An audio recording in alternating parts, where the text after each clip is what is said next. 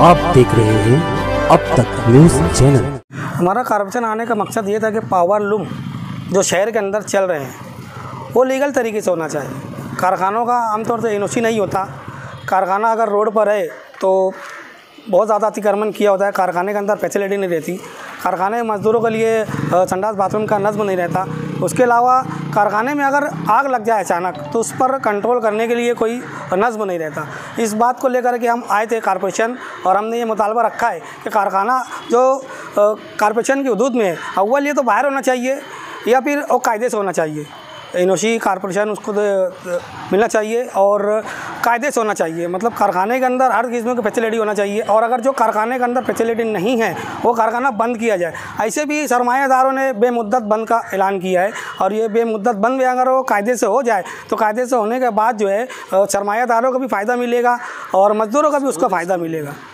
अच्छा, इससे आपने मतलब जो निवेदन दिया ये किस जानिब से मतलब निवेदन दिया? निवेदन जो है कामगार संगठन शिवसेना कामगार सेना और शिवसेना कामगार सेना के साथ साथ और दीगर समाजवादी संगठन भी है और दीगर ऐसी और यूनियन है।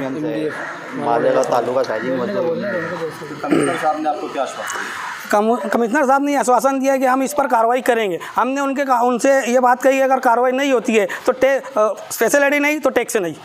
हमने साफ लफ्ज़ में ये कहा है कि अगर फैसिलिटी नहीं मिलती तो हम टैक्स अदा नहीं करेंगे कॉर्पोरेशन को। जब भी मालेगांव शहर पे हालात चाहे किसी भी किस्म की आए, चाहे मज़दूर पर आए या और लोगों पर आए, तो एमडीएफ ये नहीं सोचती कि क्या करना चाहिए, वो मैदान में आती है। तो इसी तरीके से एमडीएफ को ये लगा कहीं ना कहीं जो है ये अभी जो बंद का ऐलान हुआ, अब यहाँ पर ऐसे मज़दूर हैं जो रोज़ कमाते हैं रोज़ खाते हैं, तो इनके दर्द को महसूस कौन करेगा। तो ये देखते हुए हमने ये भी डिमांड की कि कम से कम जो बुनकर जो मालक है, जो लूम के जो मालक है, वो कम से कम इनको जो 1500 या कुछ भी ऐसी शक्लों के अंदर जो इनको पैसा दे। और दूसरी बात, जैसे अभी प्रोडक्शन ज़्यादा क्यों हो जा रहा, इसके पीछे क्या वजह? मुझे कहीं ना कहीं ऐसा लगता है कि अगर परमिशन 30-40 लूम की है, वहाँ पर 100 लूम जो चल रहे इलीगल तरीके से, तो कहीं ना कहीं वहाँ पे रोकथाम करना चाहिए कि आप जो है वहाँ पे 30 लूम चलाओ। जब 30 लूम चलेगा तो वहाँ पे खुद ब खुद जो है माल जो है कम बनेगा तो मार्केट में अच्छे दामों में सेल होगा। माल ज़्यादा बनाकर जो है जाकर जो है लेने वालों की जो है हुजूरी करना ये किस तरीके से सही है? तो कहीं ना कहीं मुझे, और दूसरी वजह सबसे मेन ये आती कि कहीं भी अगर कारखाना बन रहा है वहाँ मज़दूरों के लिए बाथरूम होना चाहिए।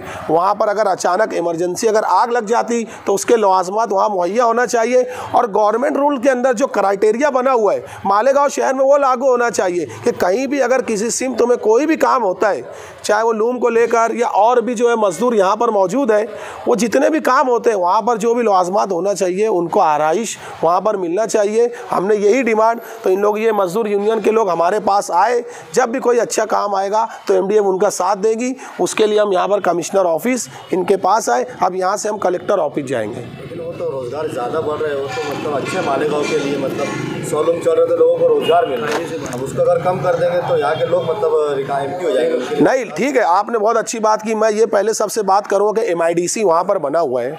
एक बहुत अच्छा सवाल किया आपने। MIDC जब वहाँ पर बनी हुई है तो वहाँ की कंपनियों में जब आप सर्वे करेंगे तो तुमको ये बात का इल्म होगा कि वहाँ पर बाहर के लोग जाकर वहाँ पर जॉब कर रहे हैं, वहाँ पर काम कर रहे हैं, तो कहीं ना कहीं यहाँ के नुमाइंदों को दिखता नहीं। आप कोने के अंदर की रिपोर्ट लेकर आते, वहाँ पे नाले में गड्ढा हो गया, यहाँ पर ऐसा हो गया। अरे भाई तुम ये देखो, ये जो मज़दूर जो मालेगांव शहर जिसकी वजह से, बुनकरों की वजह से, मज़दूरों की वजह से चल रहे, इन पे क्या हालात आ रहे। इनके लिए लड़ने वाला मालेगांव शहर में कोई लीडर नहीं है। सिर्फ बयानबाजी, 10 लोगों के साथ फ़ोटो खिंचा लेना, उसके बाद जो है गटर के पास जाके हम ये मुद्दे पे लड़ रहे, भाषण दे देने से काम नहीं होता। तो MIDC के अंदर जाकर देखो, दूसरे लोग बाहर गांव के लोग वहाँ पर मजदूरी कर रहे, वही काम अगर मालेगांव शहर के लोगों को, यहाँ के मज़दूरों को अगर वो काम मिलेगा तो मुझे लगता है कहीं ना कहीं मालेगांव शहर के जो मज़दूर हैं उनको रोज़गार वहाँ पर ज़रूर मिलेगा। कितनी ढेर सारी कंपनी आप सर्वे करो, मैं खुद एक बार गया वहाँ सर्वे किया तो मालूम ये पड़ा कि ज़्यादातर मज़दूर वहाँ के बाहर के हैं। जबकि पहला रूल्स ये है कि अगर कोई कंपनी वहाँ पर मौजूद होती है तो उसके लिए वहीं के वर्कर जो मालेगांव शहर के वो वहाँ पर काम करना चाहिए। और इंशाल्लाह MDF इस मुद्दे पर बहुत जल्दी कार्रवाई करेगी।